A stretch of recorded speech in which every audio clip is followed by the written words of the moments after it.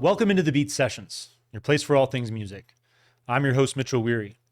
Let's kick things off for the week of September 27th with this new record, Harlequin, from Lady Gaga. Nice little surprise for all of us. Now, this is being billed as Lady Gaga 6.5.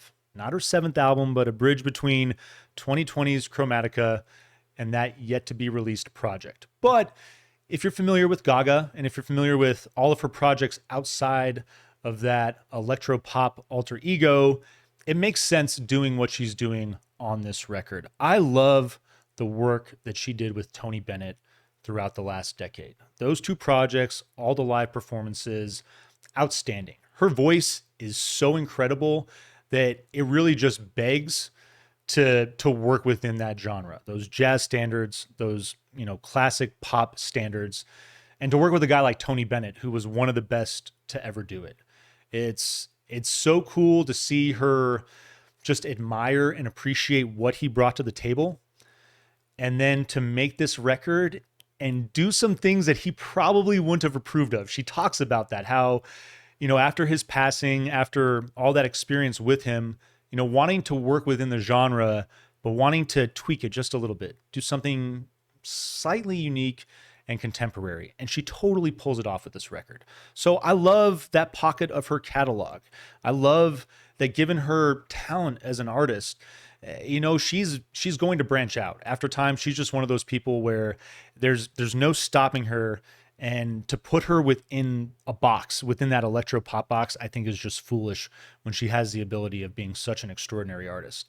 Thematically, this album is really cool as well. The music, stunning. And again, the compositions are very true to form, but they have just enough of her flair, a little bit of that contemporary flair. And I don't even know if I want to consciously call it Lady Gaga flair, because the whole idea with this record is that it is a companion piece to the new Joker film, the new Joker film, Folie à Deux. And so she's performing this as Harley Quinn, as her character. And when you listen to it, there's subtle inflections in her voice. There's moments where you're like, is she singing out of key? Like, is she off note there? Yeah, she is. Like, she's consciously aware of that. And it's incredible. It's incredible given, all the years, all of her training, to get into a project where she's trying to undo that for the sake of grounding the project in her character's reality. It's super cool, and I think it gets pulled off extremely well on this project. I like the vocals aren't like bad by any means, but like you can hear those subtle nuances as far as trying to capture that character's authenticity with the way that she would have sang these songs. And thematically as well too, you have standard classics that very upbeat, very bright, very uplifting.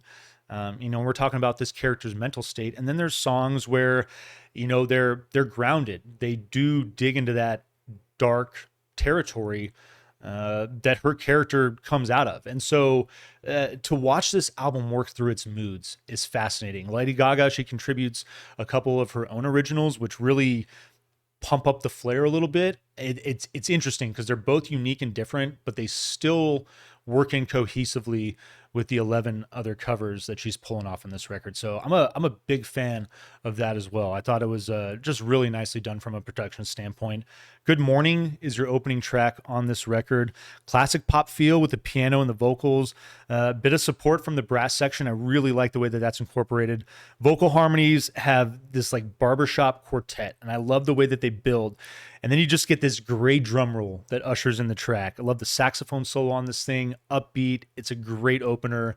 And again, like try to conceptualize Harley Quinn's character, her moods throughout the day, her ups and her downs. And, leading off with Good Morning is an exceptional choice.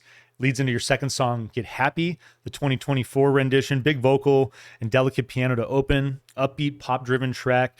And it takes a hold. I love the work from the horns when they take hold. Another great example of that walking bass line that works in that's very complimentary and well done. Big fan of that cover of Get Happy. Your third track, Oh and the Saints, go marching in Oh, When the Saints is what it's called. But I mean, if you lived on planet Earth, you know what this song is. Opens with that traditional feel, balanced with contemporary traits. I like the verse takes on a modern percussion driven feel, and you get this great mix of rock and roll, funk, and gospel driving this track. It's true to form, but there again, there's those subtle nuances that make it its own, and it's really just fun and energetic. I love the cover. World on a String is your fourth track. Big vocal to open.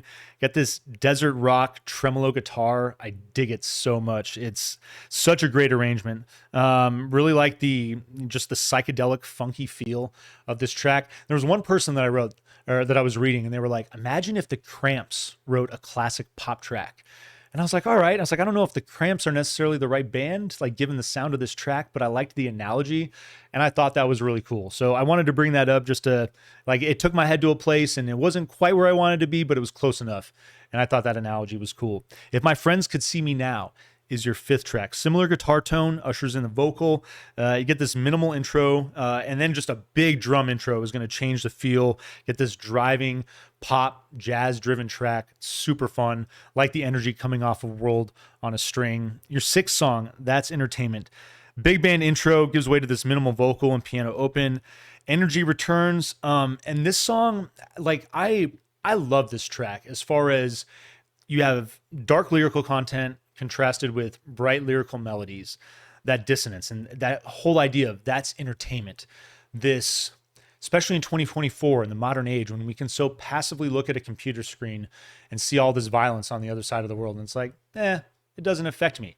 And it's, I mean, for real, it's, and I'm guilty of it too. It's gross. This new standard that we live up to, just passively watching things and not caring. And I understand that obviously there's nothing that you can do on the other side of the world, but to just so like vapidly engage in the consumption of this media to no end other than like, I just wanted to see some shit blow up, is just gross and disgusting. And so I love this song. I love it on this playlist. I love it with relation to the Joker and the thematic elements that are there. It's a dark movie. It's a lot of tough subject matter. It's a lot of tough stuff to deal with.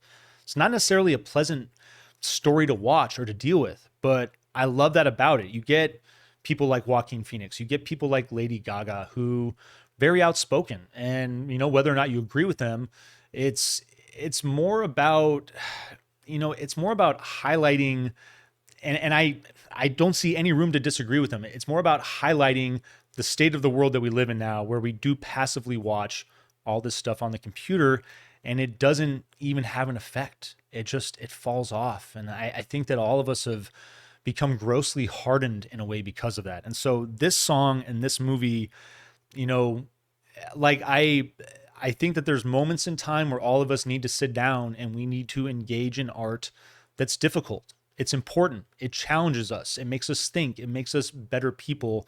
And kudos to all the people throughout the centuries and millennia who have made the effort to produce this kind of stuff to challenge us. It's not the everyday kind of stuff that we necessarily want to engage in, but from time to time, it's important and we need to. That's Entertainment, your sixth song. Smile is your seventh song. I love the track run right there. Piano opens up a classic. Other instrumentation stays minimal on this song. And I really like the way that it's complementary to the composition. Music opens up in the bridge. You get a little more piano, a little more brass. I like the way that the song slowly evolves, and just another great cover of a classic tune. The Joker is your eighth song. Arpeggiated electric riff ushers in the vocal, I should say. Vocal goes big and then the track rocks out. It's a very different feel, a unique cover given this track list. And honestly, I saw the title and I had to look it up, but yes, a cover song.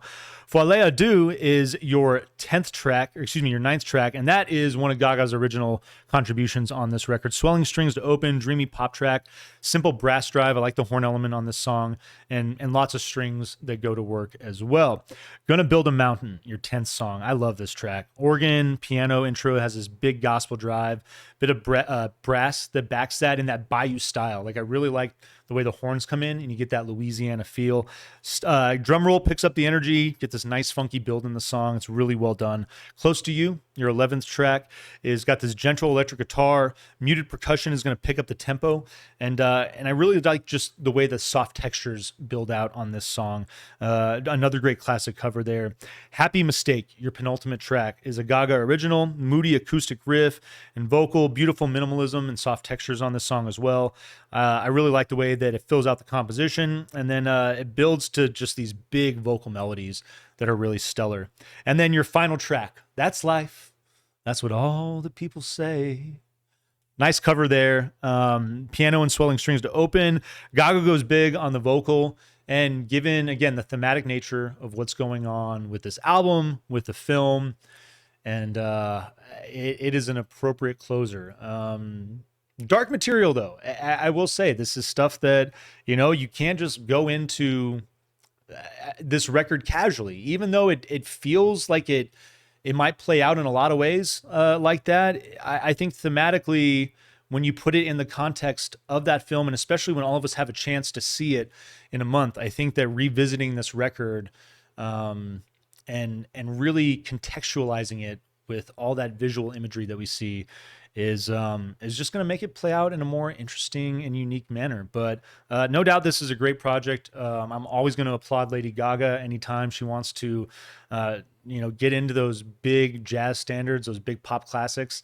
I'm all for it. She does a fine job of handling those compositions, and this record is a perfect example of that. So we're going to vinyl please this thing, give it a 7.6 out of 10, and I hope you enjoyed this record. Hope you find this review helpful as well. Please like this video and share it, subscribe to the channel, do all the things to help me blow this project up in 2024, and tune into the live show, Classic Wax, on Monday mornings at 7 a.m. Pacific Standard Time. It's 10 a.m. Eastern Standard Time, and we will see you next time on the Beat Sessions.